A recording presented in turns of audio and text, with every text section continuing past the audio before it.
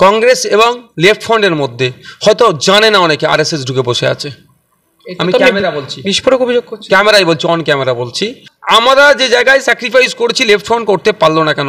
শ্রীরামপুর সিটটা তাদেরকে ছাড়তে বলেছিলাম। আপনার কি দীপশিতা ধরের সাথে কোনো ব্যক্তিগত লড়াই আছে? আরে আমার দিদি সম্বোধন করি ওনাকে আমি, কোনো ব্যক্তিগত কোনো লড়াই না। সৃজন দা, দীপশিতা দি, প্রতিকুর দা, তারপরে আপনার সায়ন দা, সিনিয়র লিডার্স যারা আছেন ঐক্যবদ্ধ হয়ে বিজেপি তৃণমূলকে বাংলা ছাড়া করি, আমিও তো চাইছি। কিন্তু বাংলা ছাড়া করবেন আপনি আমাকে সাথে নিয়ে, আর আমাকে কর্নারে করে রাখবেন, আমাদেরও দল আছে, সেটা মেনে নিতে পারে না। জোট আমরা ভাঙিনি, জোট লেফট ফ্রন্ট ভেঙেছে, ভোট শেষ জোট শেষ বলে। তারপরে কিন্তু গঙ্গাতে অনেক পানি গড়িয়ে গিয়েছে। টাইমিংটা রাজনীতিতে ইম্পর্টেন্ট। ত্রিপুরার বিধানসভা নির্বাচনে আমরা দেখেছিলাম ত্রিপুরা মোর্চার উত্থান, এবং পরবর্তীকালে ভোট কাটাকাটি, বাম কংগ্রেসের ভোট কাটাকাটিতে এখন ত্রিপুরা মোর্চা বিজেপির হাত ধরে চলছে।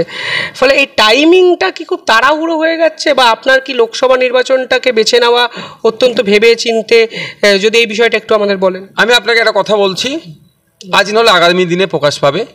কংগ্রেস এবং লেফট ফ্রন্টের মধ্যে হয়তো জানে না অনেকে আরএসএস ঢুকে বসে আছে। আমি ক্যামেরা বলছি, বিস্ফোরক অভিযোগ করছি, ক্যামেরাই বলছি, অন ক্যামেরা বলছি।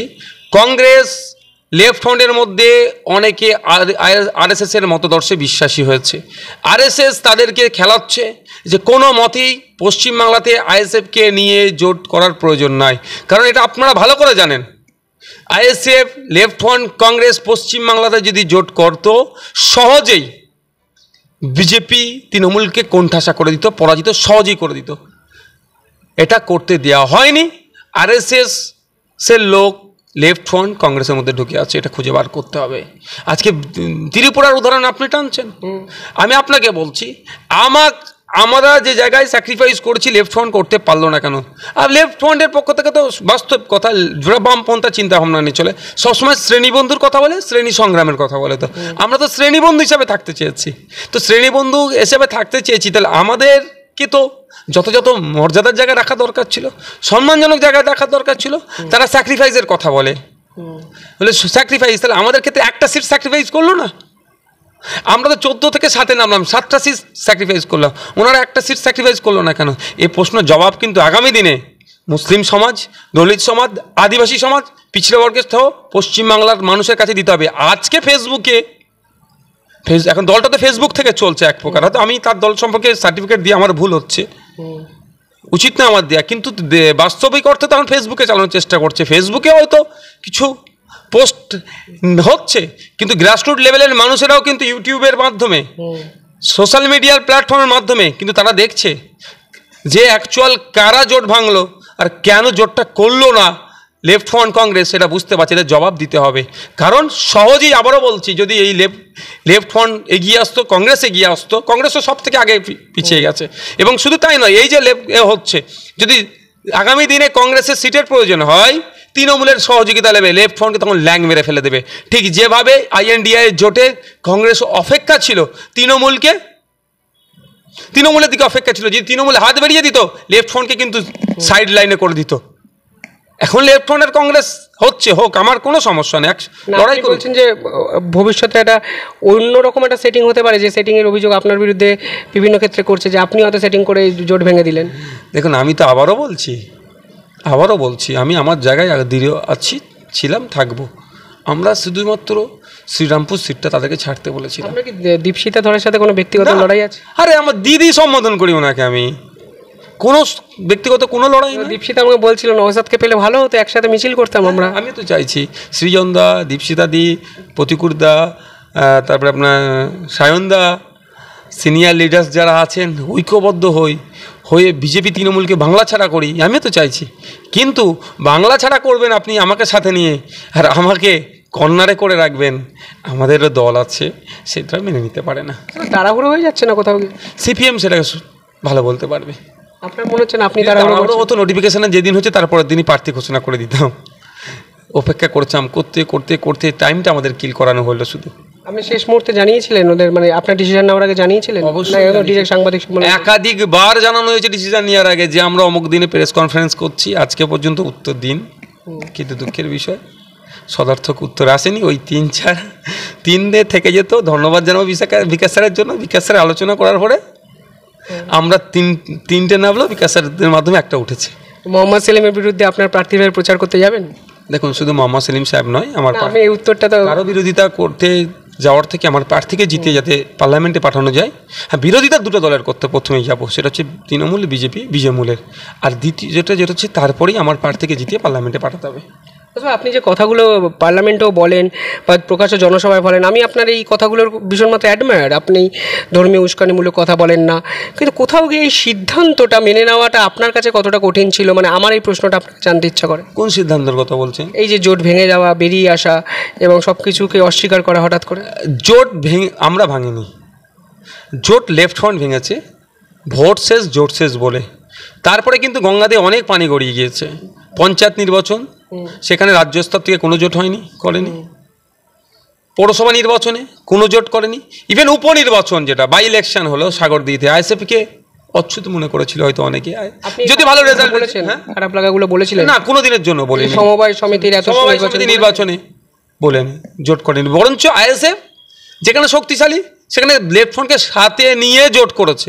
আসো আমরা ঐক্যবদ্ধ হয়ে লড়াই করি, থাকো আমাদের সাথে, ডেকে নিয়েছে, আমরা নিয়ে একসাথে লড়াই করেছি। আমাদের এখানে আই মাদ্রাসা নির্বাচনে লেফট ফ্রন্টকে এখানে কি যায়, আমি বলছি না, কাউকে ছোটো করছি না, আমাদের এখানে আই মাদ্রাসা ম্যানেজিং কমিটির নির্বাচন ছিল, আমরা একসাথে লড়াই করেছি, সাথে নিয়ে লড়াই করেছি। চলো কি আছে, কারণ আমরা আগামী দিনের বার্তা, এত কিছু হওয়ার পরেও আমরা ওগুলোকে দাতব্যের মধ্যে রাখিনি। কিন্তু আমি প্রসঙ্গ উঠেছে বলে বলছি, জোট শেষ ভোট শেষ, ভোট শেষ জোট শেষ আমরা বলিনি, সমঝোতা ওনারা বলছেন। এখন এটাকে আবার যদি সিনিয়র লিডারের কিভাবে দেখেন, সিনিয়র লিডারের মুখ থেকে বেরিয়েছে, আমি কি বললাম, যদি আপনি এটাকে আমাকে অপরাধী মনে করেন, আমি অপরাধী। সিনিয়র লিডার সম্পর্কে আমি মন্তব্য করতে চাই না, কারণ রাজনীতিতে এই সৌজন্যতাটা খুবই কমে যাচ্ছে। আজকে একজন সিনিয়র লিডার যদি আমার বিপক্ষে দুটো কথাই বলে দেয়, তাকে আমি আক্রমণাত্মক হয়ে উঠবো কেন?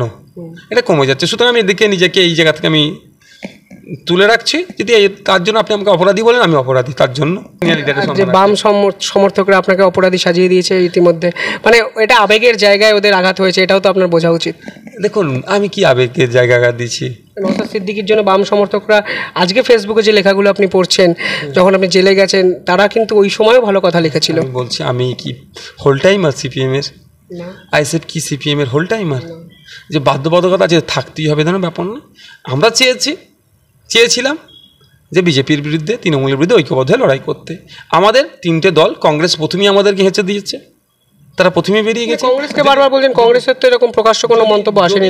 না, যদি আবেগের কথাই বলে, তাহলে কংগ্রেসকে আগে আক্রমণ করা দরকার ছিল, যে কংগ্রেস এই জোটকে সম্পূর্ণ হতে দেয়নি।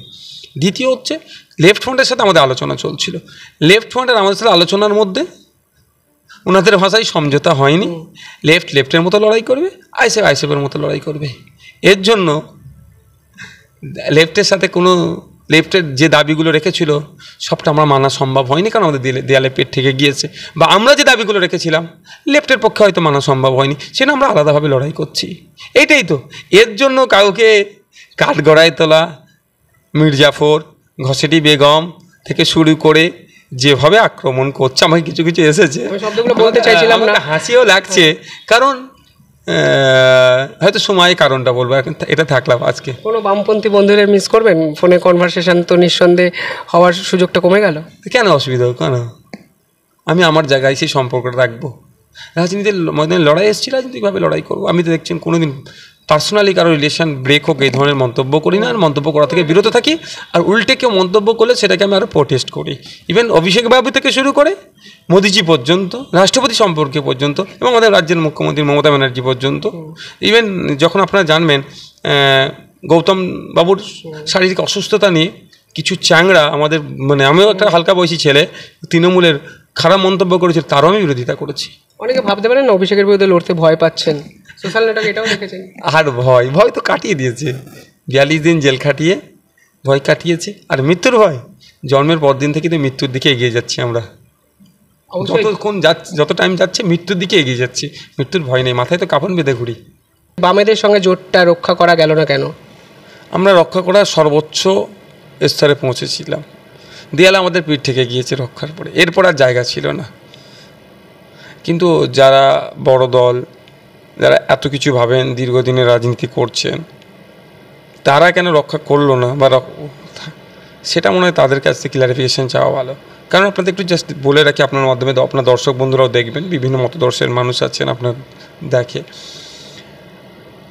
শ্রীরামপুর আর মুর্শিদাবাদ নিয়ে সমস্যাটা দাঁড়িয়েছিল। মুর্শিদাবাদে আমাদের জেলা প্রেসিডেন্ট দাঁড়িয়েছিল, আবার মুর্শিদাবাদে সিপিআইএমের রাজ্য সম্পাদক দাঁড়িয়েছে।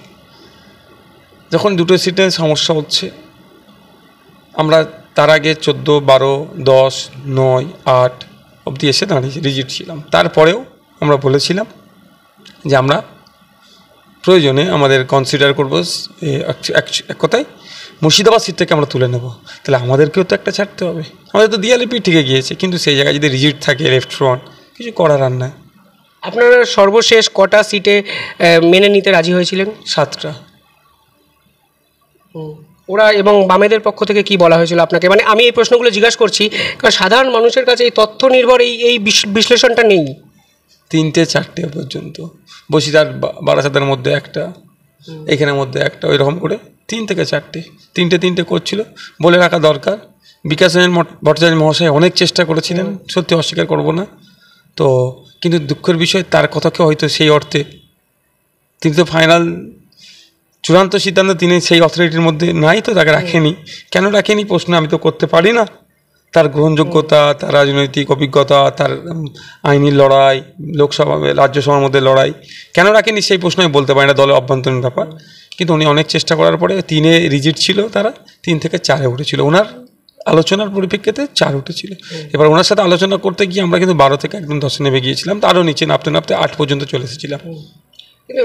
নওশাদ ভাই, যেটা বলা হচ্ছে আমাদের পক্ষ থেকে যে আপনি একটা বিধানসভা নিঃসন্দেহে জিতেছেন, আপনাদের সংযুক্ত মোর্চা জিতেছে বলা হচ্ছে, সেখান থেকে 12টা লোকসভা সিট চাওয়া, যেখানে 42টা মোটে সিট, শরিক দল আছে, সেটা কতটা যুক্তিযুক্ত বলে মনে হয় আপনার? দেখুন, আমরা যদি 27টা চাই, 28টা চাই, আমরা আমাদের দিক থেকে যুক্তি খাড়া করব, তাই না? আমরা তো আমাদের যুক্তি দেব, কিন্তু জোটের স্বার্থে আমরা 14-20 ওপরে লড়াই করতাম এককভাবে, সেটা নেবে 14তে এসেছিলাম। 14 থেকে বলেছিলাম যে 3, 14, 42, কংগ্রেস যদি 14, লেফট ফ্রন্ট 14 বা আইএসএফ 14, এইভাবে একটা করেছিলাম। সেগুলো আমাদেরকে বোঝানো হলো বা বললো সেক্ষেত্রে আমাদেরও স্যাক্রিফাইস করতে হবে, করতে করতে কিন্তু 7-এ নেমেছি। যদি কেউ বলে যে 12টাতে রিজিট আমরা ছিলাম, সম্পূর্ণ অসত্য তথ্য দিচ্ছে তারা, যদি কেউ বলে থাকে। না, এখানে আপনারা 14, কংগ্রেস 14, লেফট ফ্রন্টের মধ্যে আরও ওদের অনেক ইকুয়েশন আছে। লেফট ফ্রন্টের মধ্যে কি ইকুয়েশন আছে তো লেফট ফ্রন্ট বুঝবে। আমরা তো সিপিএম এর সাথে বা সিপিআই এর সাথে জোট করছি না, আমরা জোট করছি লেফট ফ্রন্টের সাথে, যার চেয়ারম্যান বিমান বসু মহাশয়, আমরা তার সাথে করছি। এবার সেটা সেই মতো হবে, সেটা বিমানবাবু বলবেন বা যে এই সিটের হচ্ছে না বা সে আলাদা কথা, সেই হচ্ছে না বলার পরেই তোমরা ছাড়তে ছাড়তে 7-এ চলে আসিছি। তারপরে আর করা সম্ভব হলো না আপনাদের? দিয়ালে পিঠ থেকে গিয়েছে। বললাম তো একটা জায়গায় এসে দাঁড়িয়েছে, মিনিমাইজটা শুধু শ্রীরামপুরটাকে আর মুর্শিদাবাদকে। তাহলে আমরা মুর্শিদাবাদটা অলরেডি ছাড়তে প্রস্তুত ছিলাম, সেটা তো বলেছিলাম। শ্রীরামপুর নিয়ে এত প্রশ্ন, শ্রীরামপুরে দীপশিতা ধরকে ক্যান্ডিডেট করা হয়েছে। মোহাম্মদ সেলিম একটা ইন্টারভিউ ক্লিপিংস দেখাবো আমি দর্শকদের। বলা হয়েছে সৃজন, দীপশিতারা ভবিষ্যতের বাম রাজনীতির বাহক, যারা আগামী 25 বছর বাম রাজনীতি এবং বাংলার রাজনীতিকে ডমিনেট করবে, মানুষ আশীর্বাদ করলে সংসদে প্রতিনিধিত্ব করবে, তাদের যদি তুমি এখন বিরোধিতা করো, তাহলে আমাদের অবর্তমানে বামেদের সঙ্গে কখনোই, যারা আজকে বিরোধিতা করছে তাদের সঙ্গে নতুন করে আর এই সম্পর্ক গড়ে উঠবে না। তো দীপশিতার বিরুদ্ধে ক্যান্ডিডেট দেওয়া মানে তো আপনি পুরো জোটটাকে তো অস্বীকার করছেন এবং বামেদের সঙ্গে সম্পর্কটা সারা জীবনের জন্য ছিন্ন করছেন। দেখুন, কেউ যদি মনে করে সারা জীবনের জন্য ছিন্ন করে রাখতে চায়, তাতে আমাদের কোনো অসুবিধা নেই, কিন্তু আমরা ছিন্ন করছি না। কেউ যদি এটাকে একবার প্রচ্ছন্ন হুমকি দেয়, সেটা তো ছোট্ট দল হলেও মেনে নেওয়া যায় না। আর দ্বিতীয় কথা হচ্ছে, যদি আপনি বলেন দীপশিতাদির বিরুদ্ধে আমরা প্রার্থী দিয়েছি, তাহলে আমরা প্রশ্ন করতে পারি হাবিব শেখের বিরুদ্ধে মোহাম্মদ সেলিমকে আমরা দেওয়া হলো ওখানে, প্রশ্ন তাহলে করা যেতেই পারে। এবার সেটাও আবারও বলে রাখি, জোটের ভিতরে অনেক আলোচনা আছে, সব আলোচনা হয়তো পাবলিক ডোমেইনে ডিসক্লোজ করা অনুচিত হবে। তারাও জানেন, তারাও স্বীকার করবেন কি কি কথা বলেছে আমাদের উদ্দেশ্যে, বা সেগুলো সবটা আমি পাবলিক ডোমেইনে ডিসক্লোজ করতে চাই না, কারণ কনফিডেন্সিয়াল আলোচনা কনফিডেন্সিয়াল লেভেলই থাকা দরকার লেভেলটা। কিন্তু শ্রীরামপুর আর যাদবপুর দুটো থেকে হোল্ড করার কথা ছিল, যে ঠিক আছে বাকি যেগুলো নিয়ে হচ্ছে একটা আলোচনা টানা হিচড়া যেটা হচ্ছে, যাই এরকমই হয়, একটা তুমি একটা নেবে আমি একটা নেবে করতে করতে শেষে এসে দাঁড়াবে শ্রীরামপুর আর যাদবপুর, এটা নিয়ে আলোচনা হবে। কিন্তু তা না করে কী করলো, প্রার্থী ঘোষণা করে দিল। কাদের সাথে আলোচনা করেছিল? যাদবপুর নিয়ে আপনি বলছেন, যাদবপুর বামেদের লোকসভা নির্বাচনের ইতিহাস বলছে ওটা যাদবপুরের বামেদের একটা গড়, স্বাভাবিকভাবে ওটা তো ছাড়বে না বলে তো। আমি একটা কথা বলি আপনাকে, হয়তো অনেকের কাছে এই কথাটা তিতে লাগতে পারে, কিন্তু কিছু করার নেই। গড় কি? তাহলে তো কংগ্রেস দেশ স্বাধীনের পর থেকে সারা দেশে গড় ছিল, তাহলে কংগ্রেস অন্যকে স্পেস দেবে না। 34 বছর লেফট ফ্রন্ট পশ্চিমবাংলা শাসন করেছিল, তাহলে অন্যকে স্পেস দেবে না? গড় ছিল। একটা সময় মানুষ ভোট দিত, আমি অস্বীকার করছি না, কিন্তু এখন সেই 1952 সালের পর থেকে 1977-এর পর থেকে যে ঘটনা ঘটে আছে বা যে পরম্পরা যদি এখন আপনি চালাতে চান, আমার মনে হয় ভুল হবে। আপনি বলেন আমাদের ডিমান্ডের কি ভুল ছিল যে একটা লোকসভার মধ্যে একটা সিট আমরা জিতে আছি 1,09,000 ভোটে, সেখানে আমরা লিড ছিলাম। স্বাভাবিকভাবে জোটের স্বার্থে, জোট ধর্ম পালন করার স্বার্থে লেফট ফ্রন্ট কোটা ছেড়ে দেওয়া উচিত ছিল। তারপরেও কিন্তু আমরা বলেছিলাম, সিরজানদা যেখানে দাঁড়িয়েছে ওটা আমরা ছেড়ে দেবো, আমাদের ক্লেমটা ছিল ওটার উপরে, কিন্তু তারপরেও বলেছিলাম আমরা ছেড়ে দেবো জোটের স্বার্থে, জোট ধর্ম পালন করার স্বার্থে। যদি ওখানেও আমরা ছেড়ে দিলাম, মুর্শিদাবাদও ছেড়ে দিলাম, সব জায়গায় ছাড়তে ছাড়তে দিয়ালে আমার পিঠ থেকে গেছে। বসিরহাট, উলুবেড়িয়া এসব আসন নাকি অফার করা হয়েছিল, ভাবে হয়নি। গড়ে বসিরহাট বারাসাতের মধ্যে বারবারই বলেছে একটা নিতে হবে, অন্য একটা তুমি পচা, মানে আমাদের ভাষায় পচা সিট নিতে হবে। কোনোটাই পচা নয়, আমি জাস্ট বললাম, এই শব্দটাকে আমি তুলে নিচ্ছি, শব্দটা বলা আমার উচিত হয়নি, আমি তুলে নিচ্ছি। বসিরহাট বারাসাতের মধ্যে একটা নিতে হবে, এই ধরনের একটা করে দিয়ে রেখেছিল। ব্যাপারটা হচ্ছে দেখুন, সাংগঠনিক বাস্তবতাকে মাথায় রেখে তো জোটটা করতে উচিত ছিল। হ্যাঁ, এখন আমরা একক লড়াই করছি, আমরা আমাদের মতো প্রার্থী দেবো। কোনখানে সংগঠন দুর্বল আছে, কোনটা সবল আছে, সেটা আর এখন তো দেখার বিষয়ও নয়, তাদের অন্যদের দেখার বিষয় না, যেহেতু জোটে নেই। কিন্তু যখন আমরা দিয়েছি, আমরা যে সিটগুলো বলেছিলাম ডিমান্ডে আমরা কিছু ভুল রাখিনি, যে একটা এমন একটা পারসেপশান তৈরি করা দরকার, নর্থ থেকে সাউথ বেঙ্গল দুটো বেঙ্গলেই এমন পারসেপশান করা দরকার যে ভোটটাকে একদম একটা ভাঁড়ে আসবে, সেটা বিরোধী ভাঁড়। সহজেই আমরা বিজেপি তৃণমূলকে হারাতে পারবো, সে চেষ্টা চালিয়ে গিয়েছি। কিন্তু ভুলে যাচ্ছি না যে তৃণমূলের বিরুদ্ধে লড়াই করবে বলছে, সেই তৃণমূল যে জোটের মধ্যে ছিল লেফট, কিন্তু সেই দিল্লিতে গিয়ে তাদের জোটের সাথে একসাথে বসেছে, বিহারও বসেছে আর আপনার ব্যাঙ্গালোরও বসেছে। আপনার কি কোথাও গিয়ে ডিসিশন নেওয়ার সময় এই মনস্তাত্ত্বিক কারণগুলো কার্যকরী মানে কাজ করেছে? না, এটা কোনো কাজ করেনি। তাদের একটা সময় তারা ছিল, কিন্তু তারা তো ছেড়ে বেরিয়ে এসেছে। আর আমরা তো আহ্বান বারবার করেছি, তোদেরকে ছেড়ে চলে আসুন, তৃণমূলের সাথে একসাথে যাওয়া যায় না। এটা করেছে বলে ওটা করতে হবে, এটা ব্যাপার নয়। কি বলে আমরা 7টাতে পর্যন্ত নেমেছি। কিন্তু মোহাম্মদ সেলিম নিজে বলেছিলেন আপনার প্রচারে যাবেন, ডায়মন্ড হারবারে যদি প্রার্থী হন। যেদিন বামেরা প্রার্থী ডিক্লেয়ার করেন, ওদের ডায়মন্ড হারবার প্রার্থীর লিস্ট থেকে ওদের নাম কেটে দেওয়া হয়েছিল, কারণ আপনি ডায়মন্ড হারবারে দাঁড়াতে চেয়েছিলেন বলেছিলেন। দেখুন, কার লিস্ট থেকে কে কেটেছে তো আমি বলতে পারবো না, তিনারা হয়তো কেটে রাখতেও পারেন, না রাখতেও পারেন, সেটা তাদের একান্ত ব্যক্তিগত ব্যাপার। তবে আমি একটা কথা বলি, ঘোষণার আগে পর্যন্ত আমার যে জায়গায় দাঁড়িয়েছিলাম, যেহেতু ঘোষণা হয়ে গেছে সে জায়গায় তার দাঁড়িয়ে থাকতে পারি না, কিছু বাধ্যবাধকতা আছে। দলটাও চালাতে গেলে দলের একটা পরিকাঠামো আছে, হয়তো লেফট ফ্রন্টের মতো অত বড় পরিকাঠামো নেই, আলিমুদ্দিন স্ট্রিটের মতো আমাদের অত বড় পার্টি অফিস নয়, বা অত পুরাতন দল নয়, কিন্তু আমাদের ছোট্ট দল, ছোট্ট পার্টি অফিস। কিন্তু আমরা চেষ্টা করছি গ্রাসরুট লেভেল থেকেই বা শুরু থেকেই, আমাদের বিগিনিং স্টেজ থেকে আমাদের শৃঙ্খলাবদ্ধ হওয়ার বা এই দলীয় শৃঙ্খলার বাইরে না যাওয়া। সেক্ষেত্রে আমি আমার ঘোষণা করেছিলাম, আমি বলেছিলাম আমার ইচ্ছের কথা, দল আমাকে সেই জায়গায় দেয়নি। বেশ কিছু কারণ উল্লেখ করেছে, নিশ্চিতভাবে আপনার কারণগুলো শুনেছেন। তো এক্ষেত্রে আমার কন্টেস্ট করা হচ্ছে না। আর মোহাম্মদ সেলিম সাহেবের কাছ থেকে শুধুমাত্র ডায়মন্ড হারবারে আমার হয়ে প্রোগ্রাম করবে এটা আমি আশা করিনি। আমি চেয়েছিলাম মোহাম্মদ সেলিম সাহেব, অধীর রঞ্জন চৌধুরী, দীপশিতা দি, সৃজনদা থেকে শুরু করে, সায়নদা থেকে শুরু করে, আমাদের যারা আছেন তাপসদা থেকে শুরু করে, বিশ্বজিৎ দা, আমাদের মাস্টার মুসা, যারা আছেন সবাই ঐক্যবদ্ধ সারা রাজ্যের 42টা সিটি আমরা ক্যাম্পেইন করব এবং বিজেপি তৃণমূলকে কোণঠাসা করে দেবো, এটা চেয়েছিলাম। কিন্তু আপনি যেহেতু আগে থেকে একটা পূর্ব নির্ধারিত ঘোষণা হয়েছিল, বাম নেতৃত্বরা ভেবেছিলেন যে ওই সিটটা আপনি লড়বেন এবং ওটা সহমত পোষণ করেন। এবং কংগ্রেসের যে প্রদেশ কংগ্রেস চেয়ারম্যান, আমরা সাংবাদিক সম্মেলনের সময় দেখছিলাম ওনার মেসেজ সেলিমের ফোনে আসে যে ওরাও মিউচুয়ালি এগ্রি করেছেন ডায়মন্ড হারবার নিয়ে কোনো বিরোধ থাকতে পারে না। সেখানে আপনার পিছিয়ে যাওয়া নতুন করে প্রশ্নচিহ্ন তুলে দিয়েছে। তো আমার পিছিয়ে যাওয়া নয়, দল আমাকে কন্টেস্ট করতে দেয়নি। আর দল ভাইজান আপনার আইএসএফ এর দলে তো আপনি চেয়ারম্যান, আপনার তো এইটা তো এটা দারুণ একটা কোশ্চেন করলেন, থ্যাংক ইউ আপনাকে। আপনার মাধ্যমে আমাদের দলের বুথ লেভেলের কর্মীরাও দেখবে নিশ্চিতভাবে এই ভিডিওটা। আপনার ভিডিও ভালো ভিউজ হয়, গঠনমূলক আপনি সমালোচনা করেন, গঠনমূলক সমালোচনা করেন, এটা হওয়া দরকার। আপনার স্বতন্ত্রতা বজায় রেখে কোনো পার্টির পক্ষে বাস না হয়ে আপনি আপনার গঠন করুন, এটা মানুষ দেখে, ভালো জিনিস। তো আমাদের বুথ লেভেলের কর্মীরাও কিন্তু গতকালকের পর থেকে একটা জিনিস তারা বুঝতে পেরেছে, মেসেজ গিয়েছে দলের চেয়ারম্যান থেকে শুরু করে বুথের সভাপতি পর্যন্ত দল যেটা বলবে সেটা করতে হবে। এটা আমি বারবার প্র্যাকটিস এটা করি আমি। হ্যাঁ, আমাদের দলে আমি চেয়ারম্যান হতে পারি, দলের প্রতিষ্ঠাতার ভাই হতে পারি, কিন্তু দলের মধ্যে যে ডেমোক্রেসি প্র্যাকটিস করছি আমরা, সেটাকে আমরা মান্যতা দিই। একটা পোস্ট বাকি সব ল্যাম্প পোস্ট, এটা ব্যাপার না। আপনাকে পারমিশন দিল না কেন? বেশ কিছু কারণ তো দেখিয়েছে, গতকাল কি বলেছে একটু আমাদের দর্শকদের আলোকপাত করেন। বেশ কিছু কারণ দেখিয়েছে যেটা পাবলিক ডোমেনে রেখেছে, আরও কিছু যেটা পাবলিক ডোমেনে আনেনি। তার মধ্যে হচ্ছে বিধানসভা কার্যত বিরোধী শূন্য হয়ে যাবে।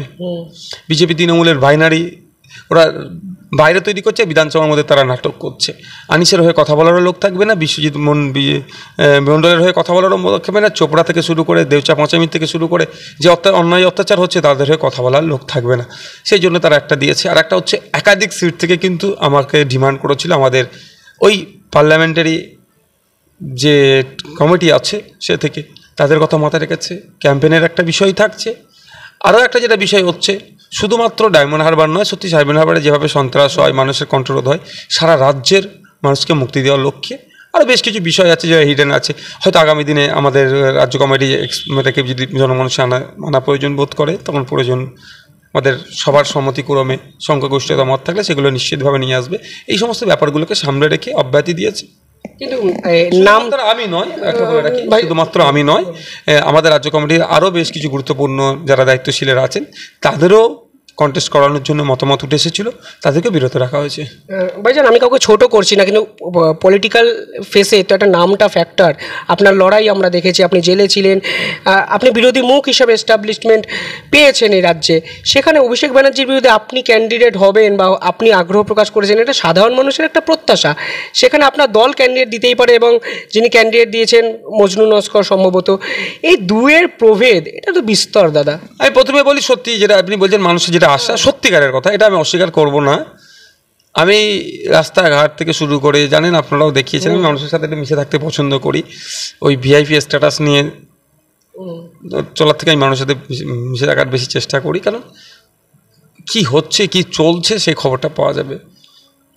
হেভি সংখ্যার ওই মানুষ কিন্তু আমাকে ডায়মন্ড হারবার দাঁড়াবার কথা বলেছে। কারণটা কি, যে অন্যায় অত্যাচার করেছে সারা রাজ্যে সংগঠিত হয়েছে, দলের সেকেন্ড ইন কমান্ডের কতটা ভূমিকা সকলে আমরা ভালো করে জানি। হ্যাঁ, সেটা তাদের আশা ছিল, কিন্তু দুঃখের বিষয় হচ্ছে তারা যেমন আশা করছে ডায়মন্ড হারবার মুক্ত হওয়া দরকার, তাদের জন্য হয়তো একটু খারাপ লাগছে, কিন্তু আমাদের লক্ষ্য হচ্ছে বাংলাকে সন্ত্রাসমুক্ত করা। আমাদের পার্টি ডিসিশন নিয়েছে। হ্যাঁ, আপনি বলতে পারেন যে নওশাদ সিদ্দিকী যেভাবে পরিচিতি মুখ হয়ে গেছে, মজনু লস্কর সেভাবে পরিচিতি মুখ নয়। ঠিক 2021 সালের আগেও কিন্তু নওশাদ সিদ্দিকী মজনু লস্করের জায়গাতেও তারও পিছনে ছিল। কারণ হচ্ছে মজনু লস্কর হচ্ছে রাষ্ট্রপতি পুরস্কারপ্রাপ্ত একজন স্বেচ্ছাসেবক, কেন্দ্র সরকারের তিনি পুরস্কারপ্রাপ্ত। 2024 থেকে তার পরিচিতি লাভ করবে, সেও আগামী দিনের লিডার হয়ে উঠবে। হ্যাঁ, হয়তো নওশাদ সিদ্দিকী ডাইরেক্ট ওখানে কন্টেস্ট করছে না, কিন্তু আইএসএফ ওখানে কন্টেস্ট করছে, সুতরাং নামটা মজনু লস্কর, নওশাদ সিদ্দিকী কিন্তু ওখানে থাকছে। এই যে জোট রক্ষা করার জন্য বামেরা বলেন যে আপনি ভেঙে বেরিয়ে চলে এসেছেন, আপনি বলছেন বামেরা ভেঙে চলে এসছে। বৃহত্তর সমর্থক যারা আপনাকে বিভিন্ন ক্ষেত্রে সমর্থন করেছেন একাধিক ক্ষেত্রে, তাদের একটা আশাহত হয়েছে, তারা বিভিন্ন জায়গায় সোশ্যাল নেটওয়ার্কে কমেন্টও করছেন এবং আপনার বিরুদ্ধে অভিযোগ করেছেন বোধহয় তৃণমূলের সঙ্গে একটা সেটিং হয়ে গেছে, কেউ বলছেন বিজেপির সঙ্গে সেটিং হয়ে গেছে। আমি এমন একটা জায়গায় দাঁড়িয়ে আছি, ডায়মন্ড হারবার যদি দল আমাকে অনুমোদন দিত, তাহলে শুভেন্দু অধিকারীর কাছ থেকে কত মাল খেয়ে তুমি অভিষেক বীরের বিরুদ্ধে লড়াই করছো, এই তকমাটা লাগতো। দল এখন অনুমোদন নেয় না, তাহলে অভিষেকের কাছ থেকে কি মাল নিয়েছো, নিয়ে তুমি সাইড কেটেছো। এটা মানসিক আমার প্রস্তুতি আছে, কারণ এগুলো হবে। যদি আপনাকে চ্যালেঞ্জ করে আপনি কি বলবেন যে তুমি সেটিং করেছো টাকা নিয়ে? তা আমি বলছি সংখ্যা বলুক, অত টাকা নির্দিষ্ট করে বলুক, তারপরে প্রমাণ করবার দায়িত্ব তো তাদের থাকবে একটা। দ্বিতীয় হচ্ছে সেই লেভেলের লোক যদি বলে তার বিরুদ্ধে কীভাবে কি আইনত ব্যবস্থা গ্রহণ করা যেতে। একটা বুথের কর্মী বলছে লেফট ফ্রন্টের, একটা কংগ্রেসের বুথের কর্মী যদি বলে কেউ কোনো করে দিলে সে তাতে সময় নষ্ট করা অনুচিত। যদি হাই লেভেলের কেউ কিছু বলে সেটিং পেটিং কত কবে কোথায় কত টাকা নিয়েছে এরকম দায়িত্ব নিয়ে বলুক। তারপরে যেভাবে শওকত মোল্লা আমার নামে মিথ্যা অভিযোগ করেছিল, কোর্টে নিয়ে এসছে, 30 তারিখও ডেট আছে তার, তো কোর্টে নিয়ে আসবো তাকে প্রয়োজনে মানহানি মামলা করে, কারণ মেনে নেওয়া যাবে না তো, কারণ মানে অভিযোগ লাগিয়ে দেবো। দাদা আমি এই ধরনের একটা কথা যেটা বললেন যে বামপন্থীরা পাশে দেখেছিল, অবশ্যই তাদেরকে ধন্যবাদ জানাই, রেকগনাইজ করেছি তাদের আমার পাশে যখন ছিল সেটা বলেছি। আজকেও আমি আপনার চ্যানেলের মাধ্যমে নিজেকে সংযুক্ত মোর্চার বিধায়ক বলছি। অনেকে অনেক ফেসবুকে কমেন্ট করছে, পক্ষে বিপক্ষে লিখছে, গালাগালি দিচ্ছে, অনেক কিছু বলছে, বিতর্কে আমি যাব না। আমি আমার যারা আমার টিম আছে ফেসবুকে তারা আমাকে স্ক্রিনশট পাঠাচ্ছেন, ভদ্রলোকেও অনেকে অনেক কিছু মন্তব্য করছে। শুধু আপনার মাধ্যমে একটা কথাই বলবো যে সমালোচনা করার রাইট প্রত্যেকের আছে, প্রত্যেকের আছে। আমি দাঁড়ালেও সমালোচনা করতো, দল অনুমোদন দেয়নি, সমালোচনা করছে, রাইট আছে, কিন্তু ভাষা সংযত করে করুন। এমন করবেন না আপনার অজান্তেই আপনি বামপন্থায় বিশ্বাসী বলছেন, আপনি যে শ্রেণী সংগ্রাম করে তাকে আপনার অজান্তেই আপনি গালাগালি দিয়ে ফেলছেন, তাকে আপনি কটূক্তি করছেন। এক্ষেত্রে ভাষা সংযত করুন। আর আপনার মাধ্যমে আমি আরএসএফের বুথ স্তরের কর্মীদেরকে তোমরা বার্তা দিই, সমর্থকদেরকে বলবো, ভালোবাসার মানুষদেরকে বলবো, কেউ যদি আইএসএফ বা নওশাদ সিদ্দিকী সম্পর্কে কোনো বাজে মন্তব্য করে তার প্রতি উত্তর বাজে মন্তব্য করে করতে হবে, এটা মোটেও করবেন না। আমাকে একটা জায়গায় খারাপ লেগেছে, আমি আপনার মাধ্যমে বলছি। একটা আমাকে স্ক্রিনশট দিয়েছে আমার টিম যে বিমানবাবুকে বয়স্কর আরও একটা প্রচলিত শব্দ প্রয়োগ করছে। আমি অনুরোধ করব, বিমানবাবু যথেষ্ট সিনিয়র লিডার পশ্চিমবাংলার রাজনীতিতে, ওনাদের মতো লিডার থাকা দরকার আমি বলে মনে করি। কোনো মতেই নওশাদ সিদ্দিকীকে ভালোবেসে, আইএসএফকে ভালোবেসে অন্য কোনো রাজনৈতিক দলের, যে কোনো রাজনৈতিক দল হোক না কেন, বামপন্থী হোক, সিপিএম হোক, কংগ্রেস হোক, যে কোনো রাজনৈতিক দলের নেতাদের বা তার পার্টি সম্পর্কে কোনো এমন শব্দ ব্যবহার করবেন না যেটা আইএসএফকে ব্যবহার করলে কষ্ট লাগবে, আপনাদের ভালোবাসার মানুষ নওশাদ সিদ্দিকীকে সম্পর্কে ব্যবহার করলে কষ্ট লাগবে, বিশ্বজিৎ দাস সম্পর্কে ব্যবহার করলে কষ্ট লাগবে। এক কথায় অবাঞ্ছিত অসংসদীয় কোনো শব্দ ব্যবহার করবেন না, এটা আমি আমার কর্মী সমর্থকদের উদ্দেশ্যে বলবো। কেউ খারাপ শব্দ ব্যবহার করলেও আপনারা যদি পারেন প্রতি উত্তর সংযতভাবে দিতে পারলে দেবেন, অন্যথা ইগনোর করুন। ওই টাইমটা বুথে গিয়ে দুটো মানুষকে বিজেপি এবং তৃণমূলের বিরুদ্ধে লড়াই করার জন্য করতে হবে, শক্তিশালী হতে হবে, আইএসএফের হাত শক্ত করার কথা বলুন। আসলে আমি এই ধরনের প্রশ্ন করি না, বাট করতে হচ্ছে, কারণ তথ্য বলছে যে কোনো জায়গায় যে জায়গাগুলো আপনি প্রার্থী দিয়েছেন সংখ্যালঘু ভোট ব্যাংকের একটা কাটাকুটির একটা বিষয় পরিকল্পনা রাজনৈতিক বিশ্লেষকরা ইতিমধ্যেই করতে শুরু করে দিয়েছেন। আপনার দিকে ভোট গেলে বিজেপির কিছুটা সুবিধা হবে, ভোট না এলে তৃণমূলের কিছুটা সুবিধা হবে। ফলে এই বিষয়টা আপনি কীভাবে দেখেন, এবং প্রার্থী চয়ন এবং কেন্দ্র বাছাই করার দিকে এটা তো নিশ্চয়ই আপনার কাছেও মাথায় ছিল দাদা? ব্যাপারটা হচ্ছে প্রতি ইলেকশনের আগে না এ ধরনের ইস্যু খাড়া করে। 2021-এর নির্বাচনের আগে আমরা যখন পার্টি তৈরি করবো বলে প্রচার শুরু করেছিলাম, তখন অনেক বুদ্ধিজীবীরাও, এখন তার মধ্যে অনেকে পড়বে, কি দরকার আছে, বিজেপি এসে যাবে, যেভাবে বিজেপি পারসেপশন তৈরি করে দিয়েছিল না, যেন বিজেপি চলে আসছে। বাংলার মাটি অত সহজ নয়, কোনো সাম্প্রদায়িক শক্তিকে বাংলাতে স্থান দেবে না, সেটা বাংলার মাটি দেখিয়ে দিচ্ছে। পারসেপশন যেভাবে তৈরি করেছিল যে বিজেপিকে আটকানোর জন্য নাকি তৃণমূলই না, এবার কি দরকার আছে, এবার থেকে বিরত থাকা দরকার, এবার কন্টেস্ট করা দরকার নয়, পঞ্চায়েত থেকে শুরু করবে, সামনে বিধানসভা আছে, সামনে লোকসভা আছে, এতে করবে কথা বলেছিল। যদি আমরা সেই সময় চুপ করে বসে যেতাম তাহলে এই সংযুক্ত মোর্চার একজন কণ্ঠ হয়ে যে বিধানসভার মধ্যে কৃষকদের কথা, শ্রমজীবী মানুষের কথা, পার্শ্ব শিক্ষকদের কথা, রিপোর্ট মানে আপনার সাংবাদিকদের কথা, সংখ্যালঘু থেকে শুরু করে সংখ্যাগুরুদের থেকে শুরু করে ডিএর কথা, এক কথা আপামার জনগণের যে দাবিটা আমরা তুলতে পাচ্ছি, আইনি সত্তা থেকে শুরু করে ওয়াকফ প্রপার্টি থেকে শুরু করে ভাঙড়ের যে অনুন্নত করে রাখা হচ্ছে শিক্ষা, স্বাস্থ্য, কর্মসংস্থান, রাস্তাঘাট, বাস গাড়ির যে অবস্থা, সারা রাজ্যের যে সমস্ত বিষয়গুলো তুলে ধরেছি সেটা পারতাম না। তো সুতরাং অনেকে অনেক কিছু বলবে, আমাকে আমার লক্ষ্যে পৌঁছাতে হবে। আমার লক্ষ্য যদি হয় যে আমার জনপ্রতিনিধিকে জনগণের জনপ্রতিনিধি বানিয়ে পার্লামেন্টে পাঠাবো, আইনসভার মধ্যে গিয়ে জনগণের কথা বলতে হবে, তাহলে এইগুলোকে ইগনোর করতে হবে। কারণ এদের কথা যদি আপনি শোনেন, এনাদের কথা যদি আপনি শোনেন, যারা রাজনৈতিক বিশ্লেষকদের কথা যদি আপনি শোনেন, তাহলে আপনাকে ক্রমশ পিছিয়ে যেতে হবে। কারণ যখন সন্দেশখালীর শাহজাহানকে তৃণমূলের পক্ষ থেকে ক্লিনচিট দেওয়া হচ্ছিল এই রাজনৈতিক বিশ্লেষকদেরকে সেই অর্থে খুঁজে পাওয়া যায়নি। রাতের অন্ধকারে যখন পিঠের তৈরি করার জন্য ডাকতো মায়েদের সাথে অন্যায় করা হতো, এই রাজনৈতিক বিশ্লেষকরা কোথায় ছিল? বকটুয়ে যে হত্যাযজ্ঞ চালালো তখন রাজনৈতিক বিশ্লেষকদেরকে সেই অর্থে মার্কেটে খুঁজে পাওয়া যায়নি। আনিসকে যেভাবে হত্যা করা হলো রাজনৈতিক বিশ্লেষকদেরকে খুঁজে পাওয়া যায়নি। হাজার হাজার বিঘে ওয়াকফ সম্পত্তি বেহাত হয়ে যাচ্ছে, রাজনৈতিক বিশ্লেষকরা দুটো কথা বলছে না কেন? ঈদের সময়ে একদিন ছুটি যেভাবে পাচ্ছে 3 দিন ঈদের জন্য ছুটি চাইছে, কারণ কেউ যদি শিলিগুড়িতে একজন চাকরি করে ঈদের যদি হুগলিতে আসে তাকে কি করতে হচ্ছে?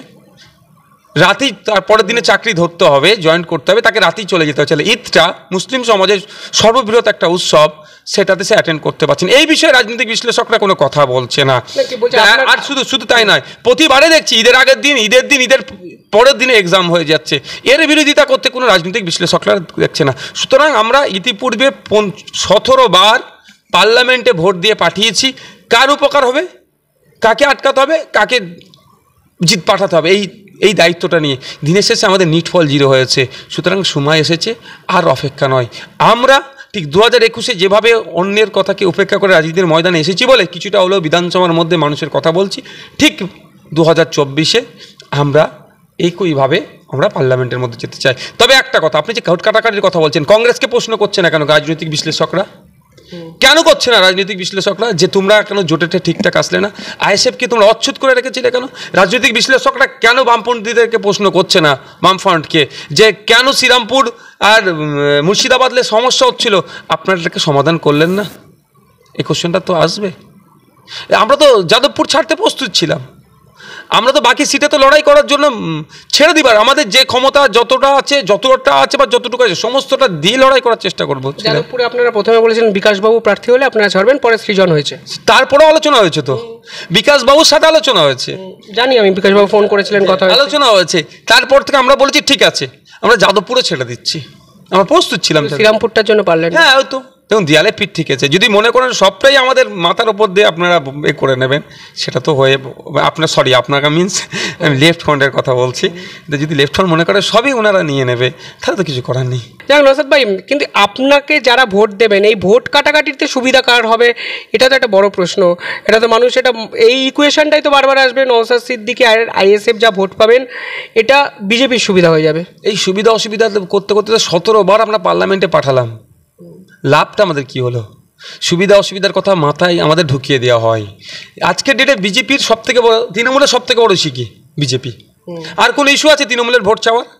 সিএ করে নাকি দেশ থেকে তাড়িয়ে দেবে, এনআরসি করে নাকি বেনাগরিক করে দেবে, আর বিজেপি এসে গেলে নাকি গোমাংস খেতে দেবে না, এই ভয় দেখি একটা অংশের ভোট কেউ লেগেছে। বিজেপি এসে গেলে বিভাজনের রাজনীতি করবে, বাস্তব, এটা কিন্তু বাস্তব কথা। বিভাজন এই বিজেপি ছাড়া আর কোনো ইস্যু আছে না? তো কথা হচ্ছে এটাকে বন্ধ করার জন্য তো লেফট ফ্রন্ট কংগ্রেসের ভূমিকা কি? আজকে লেফট ফ্রন্ট কংগ্রেসের মুখ থেকে অনেক কথা বলবে। 2019 সালে রায়গঞ্জের কথা বলছি, সিটিং এমপি কে ছিলেন ওখানে 2019-এ? মোহাম্মদ সেলিম। কংগ্রেস কি করেছিল সেই সময় আমরা ভুলে যাচ্ছি না। 18টা সিট পেয়েছিল। আমি যদি তথ্য তুলি, ভোট কাটাকাটির তথ্য যদি বলি, তাহলে ভোট কাটুয়া তো সিপিএমকে বলে দিতে পারে, কংগ্রেসকে বলে দিতে পারে। 2021-এ 77টা সিট জিতেছিল। যদি ভোট কাটাকাটির বলি কথা, তাহলে 76টা সিটে কিন্তু কংগ্রেস আর লেফট ফ্রন্ট সেখানে প্রার্থী দিয়েছিল। আমরা জোটে 28টা দিয়েছিলাম, 4টে এক্সট্রা দিয়েছিলাম। আর আমাদের সাথেও জোট ধর্ম রক্ষা করেনি। বামফ্রন্টের চেয়ারম্যান স্যারকে আমি একাধিকবার বলেছিলাম, নদিয়া জেলায় প্রার্থীর বিরুদ্ধে প্রার্থী দিয়েছিল, দেগঙ্গাতে প্রার্থীর বিরুদ্ধে প্রার্থী দিয়েছিল, তারপরেও কিন্তু আমরা চেষ্টা করে গিয়েছিলাম।